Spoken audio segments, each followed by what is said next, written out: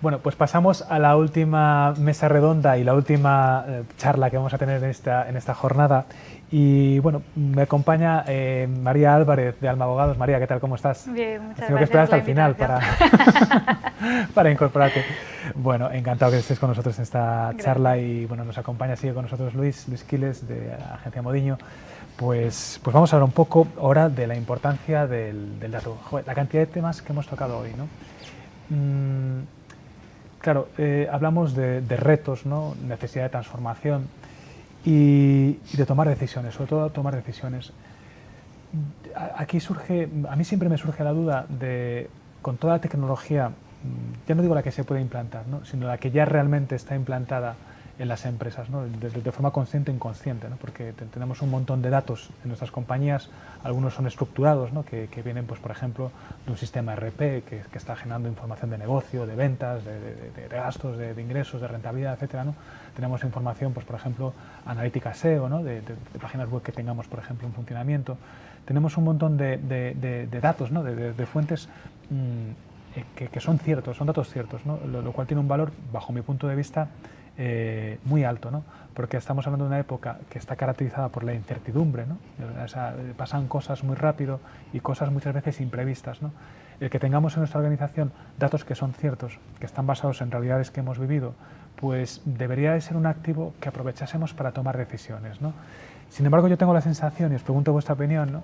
De que realmente en la mayoría de las pymes, y en la mayoría de las pymes, pues por ejemplo, mayoristas que están en el mundo de la distribución, pues yo tengo la sensación de que muchas veces se toman las decisiones no basándonos en datos sobre lo que ha pasado, ¿no?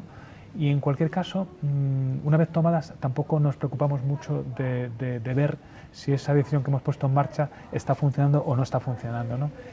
Yo tengo esa sensación, no sé cómo lo veis vosotros. ¿Creéis que estamos en una cultura del dato actualmente o no? Es un reto. Yo personalmente creo que vivimos en un mundo de datos. Sí. Es decir, para hablar claro, los datos nos salen por las orejas. Sí. Entonces, con tanto dato, lo estamos aprovechando, es decir, en este mundo globalizado en el que estamos aprovechando la cantidad de datos que tenemos o seguimos moviéndonos por corazonadas. Sí. Al fin y al cabo somos personas y tratamos con personas, entonces está claro que ese factor, un poco lo que hablaban antes los compañeros, ese factor emocional, ese factor personal, siempre lo vamos a tener. Pero realmente seríamos más eficientes si efectivamente analizáramos toda esa cantidad de datos que tenemos a nuestra disposición, que al final, por tiempo, o llámale X, analizamos 4 datos y nos quedamos tan tranquilos. Pero realmente sí que sería muy importante, muy eficiente, analizar esos datos, ver a dónde nos llevan, cómo los estamos utilizando, etcétera, etcétera. Tampoco me olvidaría de ese factor emocional, que muchas veces es lo que nos da ese toque de distinción que hablábamos antes. Pero los datos solamente tenemos que analizarlos. Es decir, estamos en un punto en el que los datos son súper importantes, están cada vez, como tú dices, nos salen por las orejas, pero tenemos la mentalidad todavía de aquí se ha hecho esto así siempre y nos ha funcionado. Sí. Entonces tú puedes recoger datos, puedes analizar datos, pero si el análisis de los datos luego tú decides que aquí se han hecho las cosas así siempre, te sirven de poco. ¿Cuántas veces en mi sector recibes un brief del cliente, te arroja unas necesidades que él considera que son, haces un análisis de mercado y tú le presentas unas necesidades completamente diferentes, unos puntos de dolor que no tienen nada que ver con los que te presentaba, un target que no tiene nada que ver con el que él pensaba que era el target para ese producto o para esa acción concreta que tiene que realizar. Es decir, tenemos datos, hay que analizar los datos, está genial, pero lo que sacamos de ese análisis de datos, ¿qué hacemos con ello? Claro. O aceptamos lo que nos dicen esos datos, porque también es un problema de aceptación de lo que estamos recibiendo. Muchas veces los datos te llevan a un conocimiento que no tenías, porque es que estás rompiendo la preconcepción que tú tenías de lo que te ibas a encontrar. Yo eso lo he vivido nosotros, o sea, como muchas organizaciones que tienen inquietudes, también estamos transformando nuestra empresa culturalmente, ¿no? Y te encuentras, en el momento que empiezas a analizar datos, te encuentras con resultados que no son exactamente los que tú pensabas, ¿no? Y yo, es más un poco en la línea que apunta Luis, es que creo que muchas veces es que ni siquiera estamos categorizando a nuestro target. Nos encontramos con una sorpresa porque realmente cuando empiezas a profundizar no tienes tampoco muy identificado al target, ¿no? Y entonces, bueno, yo creo que eso es importante trabajarlo, ¿no? Fíjate que en ese punto hay un meme que es conocidísimo y es el de ahora Rey Carlos III de Inglaterra y Marilyn Manson. Sí. Tienen la misma edad, los dos son ricos, los dos viven en un castillo. Realmente, si tú, con los datos que tuvieses en tu empresa, tuvieras que hacer una acción, la tuvieses que segmentar demográficamente o por edades, ¿serían los dos tu target, Marilyn Manson y el Rey Carlos de Inglaterra? ¿O tenemos que buscar datos de intereses, preocupaciones, otras cosas diferentes? Claro. Analizas el dato y te dices, sí, este sector, esta edad, de lujo, pero tienes que ir un poquito más al fondo, ¿no? Sí, porque sí, dentro de esa edad puede haber un señor de 70 sedentario o puede haber un señor de 70 que se hace maratones. Claro. Y no tiene nada que ver con tu target ninguno de los dos. Sí, muchas veces intentamos paquetizar, por lo que dices tú, son de la misma edad, a nivel de riqueza son lo mismo, pero es que realmente profundizas un poco más, vas a los datos, efectivamente ves que uno está en un sector completamente alejado, pero ni de lejos con el otro. Claro. Entonces, a mí me parece muy importante lo que dices tú, de profundizar en los datos, porque muchas veces, y yo hablo a título personal, en el despacho muchas veces yo pienso, pues mira, podemos poner esto, podemos hablar de esto, porque pues yo creo que es algo que le va a interesar a mucha gente. Y después analizas las necesidades, analizas la respuesta que está teniendo esa acción que estás haciendo y realmente dices, pues no, lo que decías tú un poco de la preconcepción, pues no lo tenía concebido así, efectivamente, Claro. no tenía esa percepción, o a lo mejor algo de lo que tú dices, pues esto, pues a lo mejor una publicación o algo sobre un tema que dices, pues me parece interesante, pero después dices, bueno, no, tal, y después realmente te pregunta un montón de gente precisamente por eso, y dices, Correcto. hombre, pues igual sí que era importante decirlo. De hecho, no es solamente el análisis de cliente, también es el análisis de producto. Te puedes llevar a equívocos, ¿no? Y piensas que un producto que está siendo rentable, que te está dando margen, pues cuando analizas ves que no tanto, porque a lo mejor hay una serie de gastos paralelos asociados al producto o hay devoluciones.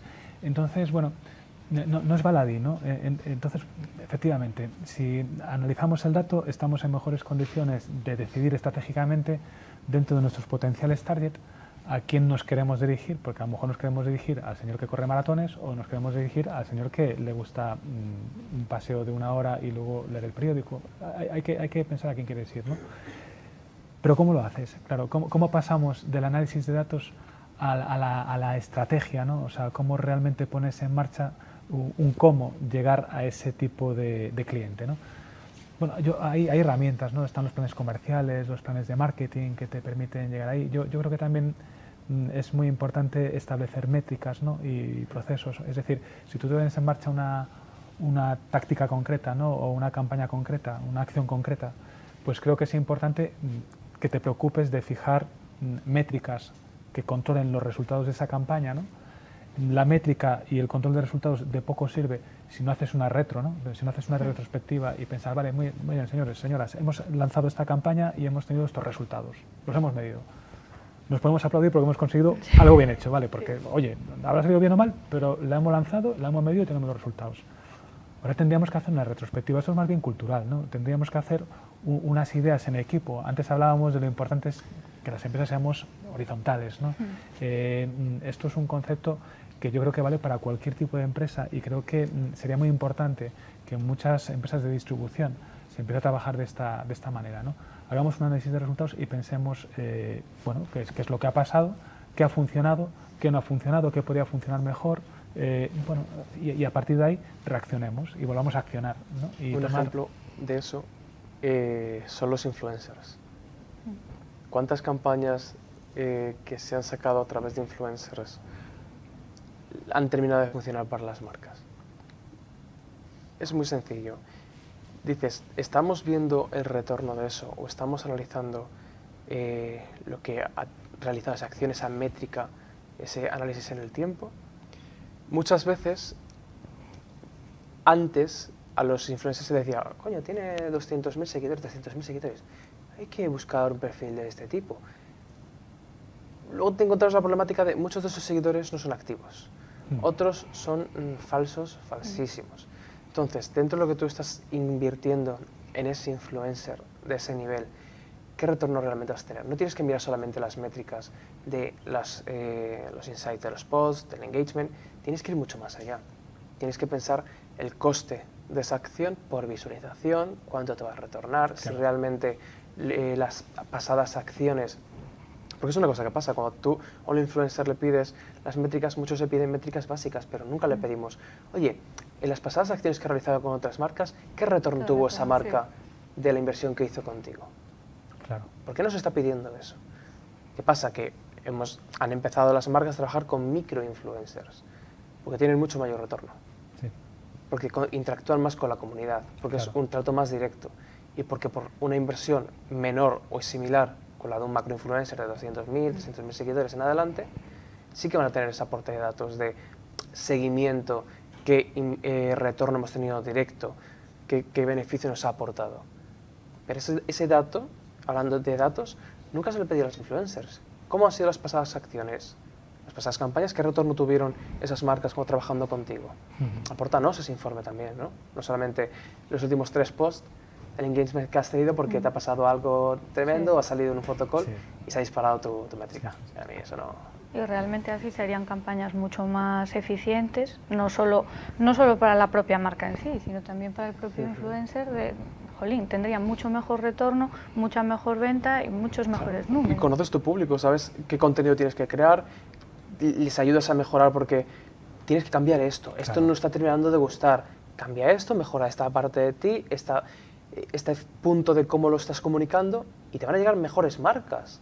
Claro, fijaos hasta qué punto es cultural, ¿no? Porque es que yo creo que estamos en un momento en que los niveles de automatización, de generación de datos, podrán ser más básicos, medios o elevados. Cada empresa está en una velocidad, ¿no?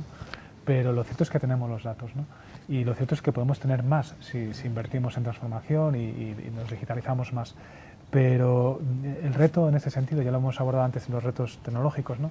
En ese sentido yo creo que el reto es sobre todo cultural, es decir, de que seamos capaces de establecer procesos de análisis de datos, de retrospectivas, de todo este tipo de cosas que nos permiten tomar mejores decisiones, porque no solamente tenemos datos, sino que los datos los transformamos en información y la información en conocimiento. Lo que buscamos es conocimiento. En el momento que tenemos esa máquina transformadora que coge el dato y lo transforma en conocimiento, es cuando estamos en disposición de tomar buenas decisiones, ¿no? Por eso es tan importante. Yo creo que además ahí hay herramientas que hemos comentado a lo largo de la mañana, ¿no? que nos ayudan en ese sentido, herramientas que generan buenos datos, ¿no? Como los RPs, ¿no? Y herramientas que ponen el dato a disposición de todos los equipos, ¿no? directivos, como son los Business Intelligence. Yo aquí llego a un punto, ¿no? Ya un poquito para acabar, si queréis charlamos un poco sobre esto que os lanzo. Creo que también forma parte del reto de la cultura empresarial el hacer que el dato no se quede solamente, o el conocimiento, yo hablaba de cómo transformar el dato en información en conocimiento, ¿no? Que no se quede solo en los niveles directivos, ¿no? Yo creo que los retos actuales que tienen las empresas mayoristas de distribución, son tan grandes que hay que aprovechar las sinergias de todos los equipos humanos que hay, ¿no? ¿Creéis vosotros que sería bueno que las empresas también construyan radiadores de información que lleguen a toda la compañía, ¿no? que se entienda un poco dónde estamos, qué estamos consiguiendo, la tradición, ¿no? digamos, la forma tradicional de hacer las cosas dice que la información y el dato donde tiene que estar es solamente en los órganos directivos, ¿no? Eso funciona hoy en día, si queremos retener talento, ¿no? Si queremos tener empresas donde, lo decíamos antes, ¿no? La inteligencia artificial está llegando y los trabajos repetitivos los va a ir quitando poco a poco, ¿no? ¿Tiene sentido que si buscamos personas que aporten valor, tengan alrededor de información que les devuelvan en forma de conocimiento cómo están funcionando las cosas que están haciendo, que les vuelva a retar otra vez a hacerlo mejor o a hacerlo de forma distinta, ¿no? Que a veces somos incapaces de hacer cosas de forma distinta, ¿no? ¿Creéis que eso puede ayudar? Pues decías al principio que necesitamos conocimiento. No recuerdo ahora mismo qué filósofo dijo que el conocimiento no sirve de nada si no haces algo con él. Correcto. Entonces, si tú como directivo tienes ese conocimiento, ese análisis de datos, pero no haces absolutamente nada con él, no estás dividiéndolo en los diferentes departamentos de tu empresa, que sean conocimientos sobre la economía de tu empresa, cómo está cambiando las ventas que tienes en ese trimestre, a lo largo del año, si no estás transmitiendo ese conocimiento o no termines haciendo algo con ese conocimiento a través, pongamos un punto final a la línea de de trasvase de datos, que en una acción de marketing concreta, ¿de qué te sirve? Claro. Es decir, si eres el director de la compañía, te han presentado un informe tremendamente maquetado sobre los datos, pero muy bien. Sí, sí, sí. Y te lo llevas a cenar con tu mujer a casa el informe y se queda ahí. O haces algo con ello para seguir creciendo, si te aporta ese informe un crecimiento, o para poder salir de un punto de estancamiento en tu empresa o revertir unas pérdidas o una curva negativa. Entonces, esos datos tienen que transferirse. Evidentemente no toda la empresa tiene que tener el mismo conocimiento de los datos, pero cada departamento debe saber en qué punto están las acciones que ellos están trabajando y cómo pueden cambiarlas para revertir o mantener, depende de lo que aporten los datos, claro, ese nivel de la empresa. Correcto. Ahí coincido contigo. A mí personalmente me parece peligroso que esos datos se queden únicamente en los puestos directivos. Es un poco la línea que decías tú. ¿Qué hago con esos datos? Muy bien el informe, me lo llevo para casa y ¿qué? Precisamente compartirlo con los distintos departamentos te permite una visión que tú como directivo pues tienes una visión pues empresarial, etcétera, etcétera, pero es que lo que yo me puedo estar perdiendo como directivo con esos datos me puedes estar haciendo ganar tú por otro lado. Es decir, los otros departamentos tienen una visión que quizá es más adaptada precisamente a ese departamento en el que están y que les permite analizarlo desde un punto de vista que efectivamente la empresa la va a revalorizar. Y además, si tú entras en la empresa y la entrevista te dicen aquí somos una familia, las familias se comparten información, eso ¿no? Es, eso es. Entonces, que metan esa filosofía dentro de la hacer empresa. vestuario, si al fondo, si al final es simplemente que te puedas autoobservar, ¿no? Como se hace en el deporte, ¿no? Es de alguna manera, si tú eres corredor, ¿no? O si tú eres futbolista, el autoobservarte, el ver cómo ha sido tu performance, te va a ayudar a ser mejor, ¿no? Y bueno, concretamente el mundo de la empresa es un deporte cooperativo, es competitivo, pero es cooperativo. Entonces, si queremos organizaciones cooperativas, es muy importante, en mi opinión, que tengamos radiadores de información, ¿no? Y que para eso hace falta tecnología también. Nuevamente vemos que en el fondo es cosas que hemos hecho. Ligado. Es todo ligado, ¿no? Estamos hablando de personas, de procesos, de tecnología y de cultura. Entonces hay que trabajarlo siempre a todos esos niveles. Tenemos que ser multidisciplinares, entender que las organizaciones humanas, las empresas son organizaciones humanas, son complejas, ¿no? Sí. Son complejas y hay que tratarla en su complejidad, en su diversidad. Es retador, pero es bonito, ¿no? O sea, eso es un poco lo que creo que nos toca a todos los que de alguna manera pues estamos intentando empujar a nuestras organizaciones, que somos todos los que nos gusta el mundo de la empresa en definitiva, ¿no? Y bueno, pues ya para acabar, porque nos hemos ido un poquito de tiempo, daros las gracias, María, Luis, por la intervención y bueno, aprovecho ya para cerrar la jornada. Muchísimas gracias a todos los que nos habéis seguido hoy aquí en directo con nosotros y también a los que nos estáis viendo y bueno, repetiremos. Muchísimas gracias.